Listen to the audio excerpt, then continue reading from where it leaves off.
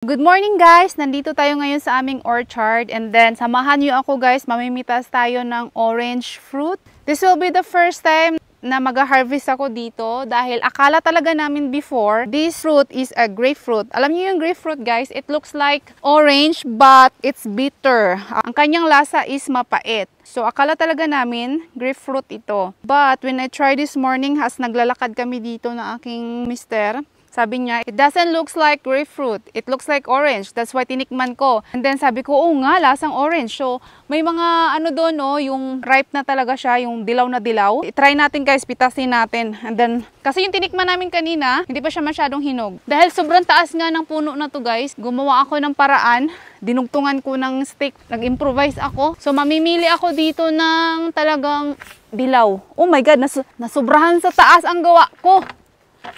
Ayun no, dilaw na dilaw. Wait. Oh my God. Ay! Hala, nahulog na. Ayan na! Oh my God. Mamimitas pa ako na marami. Because kung matamis to, gagawin kong juice. Isa pa. Yung dilaw na dilaw talaga. Oh my God. Guys, ang taas. Ang taas ng panungkit ko. So, ganito siya guys, oh. Orange fruit. Tikman natin mamaya ha. Manunungkit pa ako ng mas marami.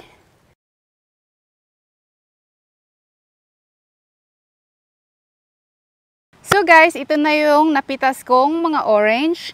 And it's time for tikiman time na. Mahigit 4 years na kami dito bago ko pa matitikman itong puno na to or itong fruits na to. Akala ko talaga kasi grapefruit ito.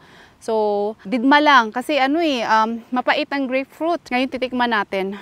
Ang ganda ng kulay niya, 'di ba? Oh, I'm so excited. Tikman natin. Kasama ko kayo sa pag-judge, pagtikim kung talagang orange ito or grapefruit. Lapit. So, ito yung ating titikman first. Kasi pag matamis to, gagawa talaga ako ng juice. Yan guys, oh. Juicy, diba? O, tingnan yung loob guys. Ganda. Tikman natin. Juicy, oh. Look. Oh. Matamis siya. So, orange talaga siya. Hindi siya grapefruit. Sarap ng juice. So, now we know na orange ito guys. Hindi siya grapefruit. Uy, sarap. Kain tayo guys. Ang agang vitamin C. Fresh from the farm.